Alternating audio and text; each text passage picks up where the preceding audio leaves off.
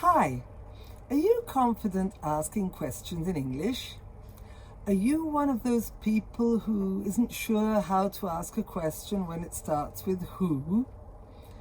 Do you usually ask questions with how many times rather than using the words how often? Do you often ask questions with how many days rather than how long? Well, if you're having difficulty asking questions, particularly more complex questions in English, this is the video for you. This is Susan Broder from Speak Languages and Travel the World, here to help you improve your English with minimum effort and maximum benefit. And today I'd like to teach you how to express yourself more naturally with complex questions. And therefore I've created a series of questions which also incorporate tricky pronunciation or maybe vocabulary you wouldn't normally use in order to help you practice your question formation. So let's dive straight into it.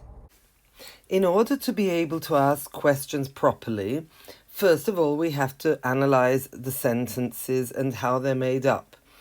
So I've taken a very simple sentence, Susan visits the Pope. Why is this? Because the Pope is, of course, a very important person. He's the head of the Catholic religion, and he will never come and visit Susan, obviously, because I'm a nobody. So I chose this sentence in order to make sure that it's not possible for it to seem reciprocal.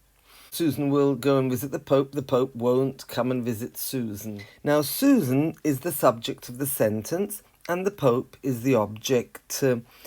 If you want to discover the subject of a sentence, you know that somebody goes and visits the Pope, but you want to know who. So, to discover the subject, you have to use the word who. And you will ask, who visits the Pope? And the answer will be Susan. Instead, if you know that Susan goes to visit somebody, but you have no idea who this person is, you will use the expression who does, because you want to discover the object of the sentence. So you'll ask, who does Susan visit?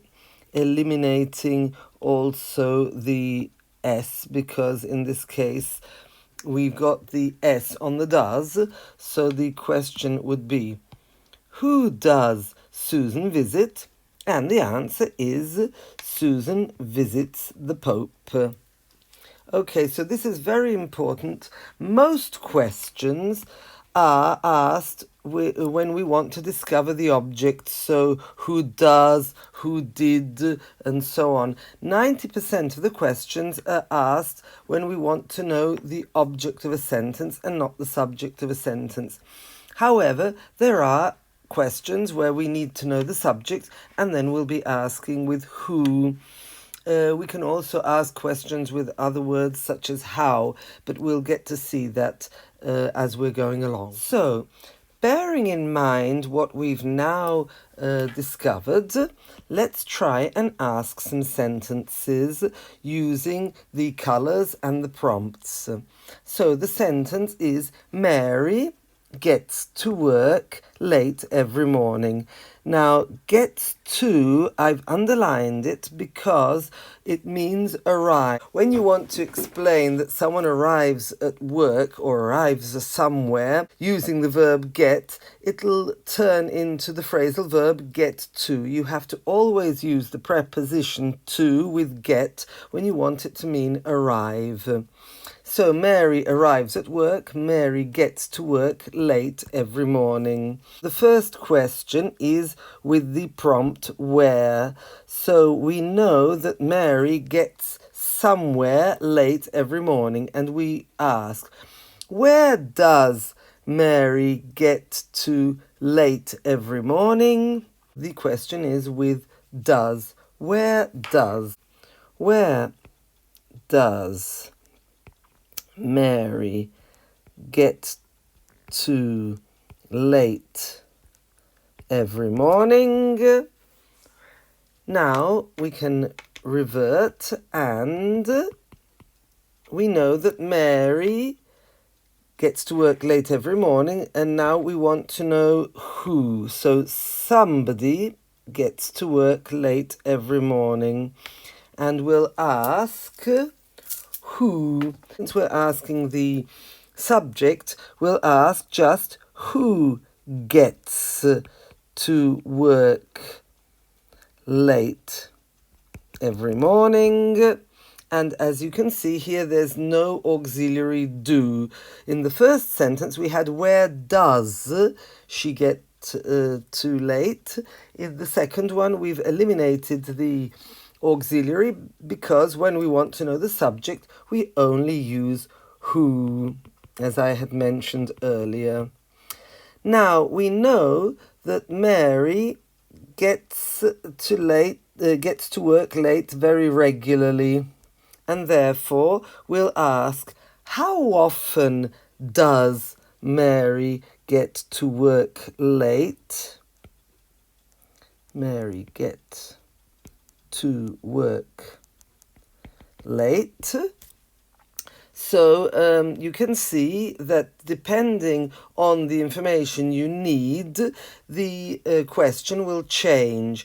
But as I mentioned earlier, most questions take the auxiliary do or does.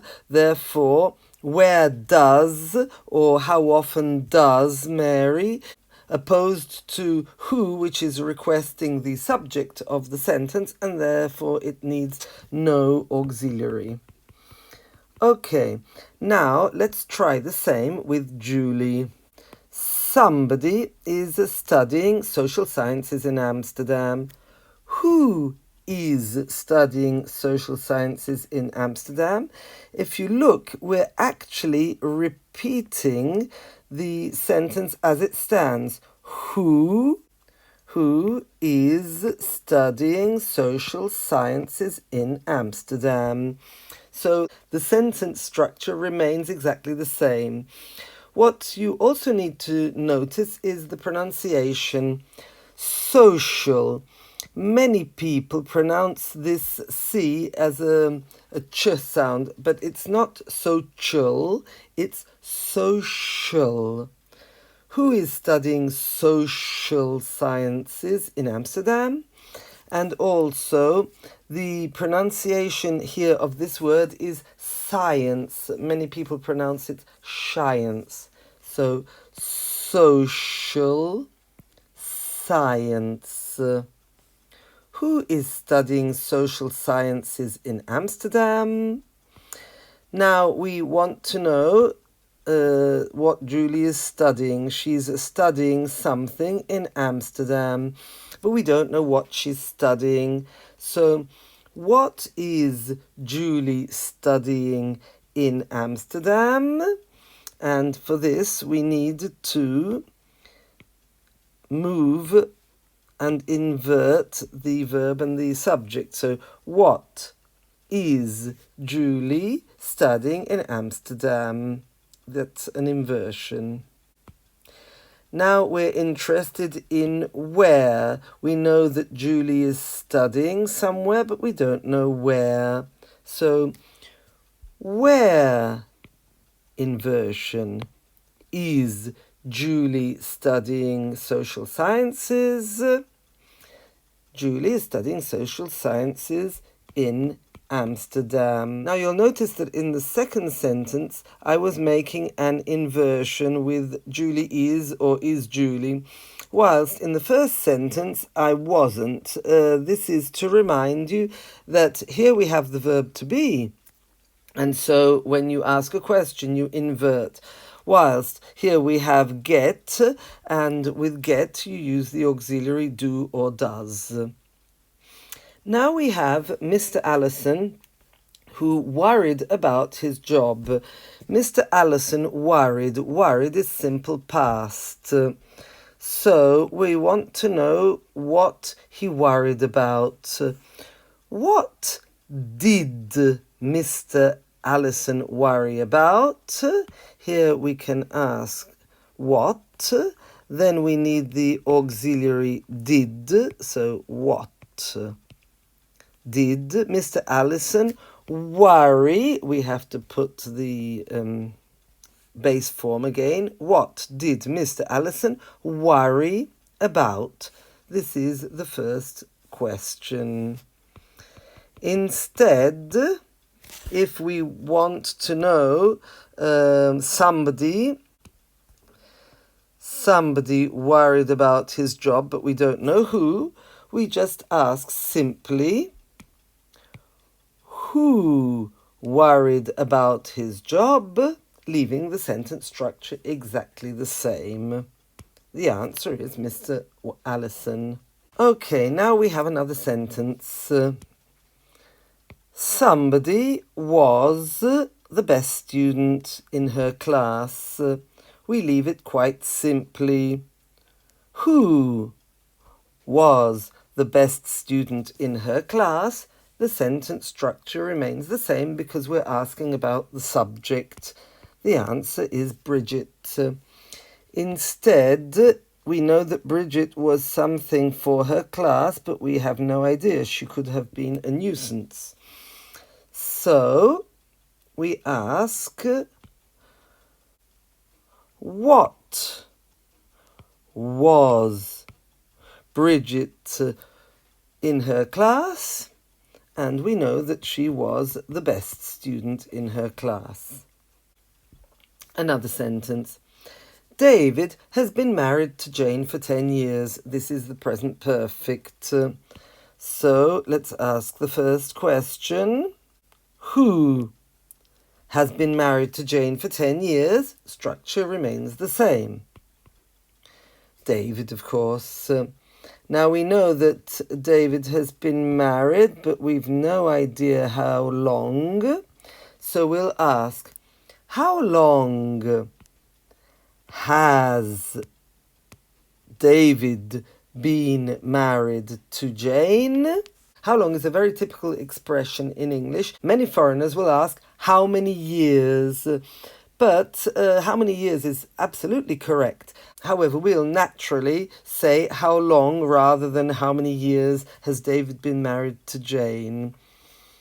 How long has David been married to Jane?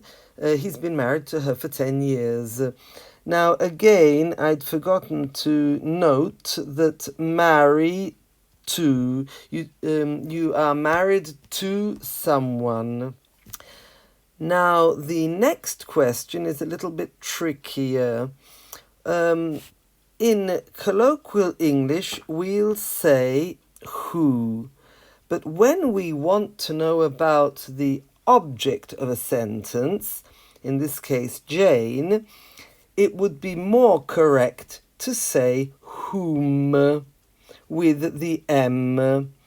Now, whom is very, very formal, sometimes even old-fashioned. Definitely to whom I would repute to be quite old-fashioned, and whom is very, very formal.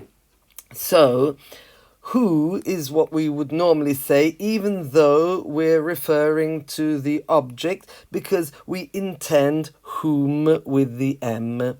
So, the question is, who has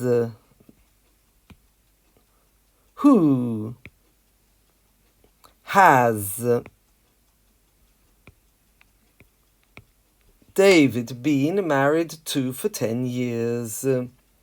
Let me repeat this one. Who has David been married to for 10 years? He's been married to someone and we don't know who. And remember that this who is referring to the object because it should really be whom. We could also ask, to whom has David been married? Obviously, we would have to get rid of the to because we've put it in front. But it is really, really formal. Okay. So this was to make you notice that nowadays we usually say who also for the object, but we're really referring to whom. Now, before I go on to the next sentence, I want you to note that psychiatrist does not pronounce the P, and that's why I've put it in grey. So let's cross this P out because we really don't pronounce it. It's psychiatrist. Psychiatrist without the P. So, Tim has been seeing a psychiatrist every week. We know that somebody has been seeing a psychiatrist every week, but we don't know who. So, who has been seeing a psychiatrist every week? Again, the sentence structure, when you want to ask about the subject, remains the same. Let's look at the next question. So, this time we're asking about the object. Whom or who has Tim, again inversion because it's an auxiliary, who has Tim been seeing every week? We know he's been seeing someone, but we don't know who it is. Now, finally, the last question is how often? Now, many foreigners will ask how many times, and it's not wrong to ask how many times has Tim been seeing a psychiatrist, but it's not so natural. We would naturally ask how often has Tim been seeing a psychiatrist? That's the more natural question we would ask. And the answer is every week. The last sentence, which we'll analyze before going on to some exercises for you to try yourselves. Oral exercises, because my focus is on you being able to form these questions orally, naturally, without having to always write things down and think things out. And that's why the subsequent exercises I'll give you are oral listen and repeat exercises where you have to listen to the sentence, and then I'll give you a prompt as here, and you'll have to think of the correct answer and speak it. But it shouldn't be that difficult. It should over time become spontaneous if you listen and repeat these sentences quite often. So let's try an example here. Sarah is going on a trip to Thailand, so I would ask you who, and you would have to think.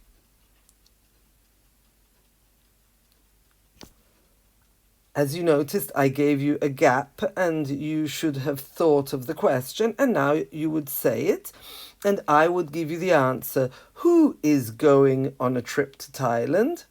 After which you have a gap to repeat what I said. And that should reinforce it.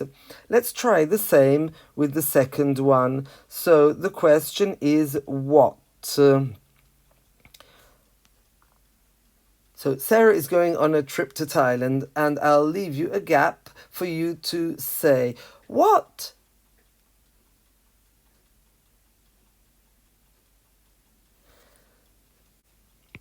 What is Sarah going on? Or what is Sarah going on to Thailand?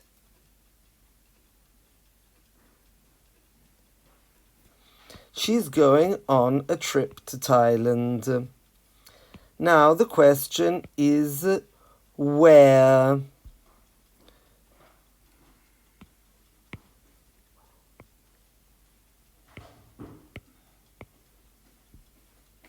Where is Sarah going on a trip?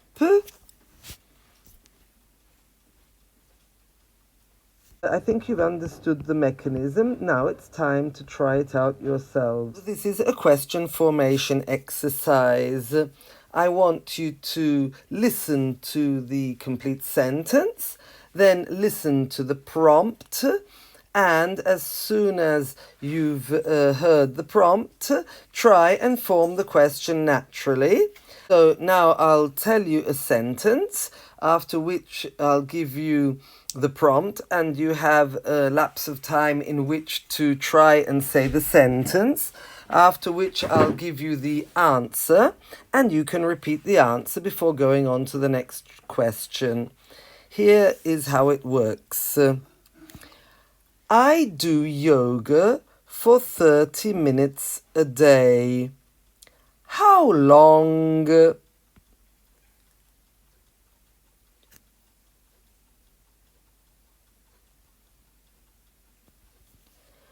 How long do you do yoga for?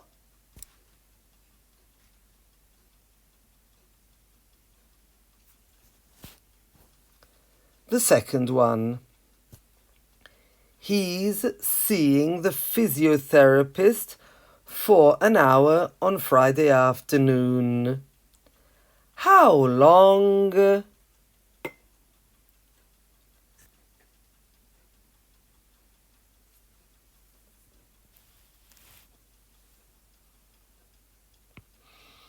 How long is he seeing the physiotherapist for?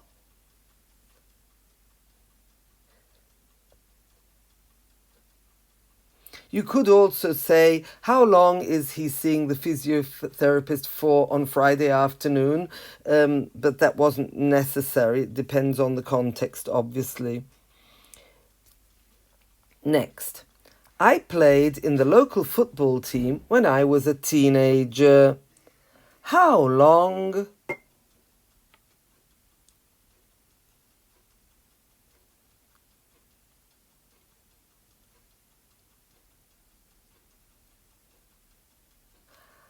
How long did you play in the local football team when you were a teenager?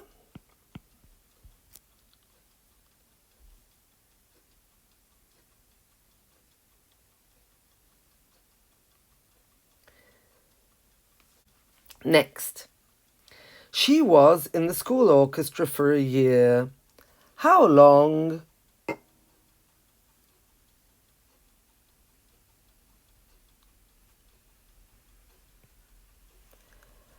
How long was she in the school orchestra for?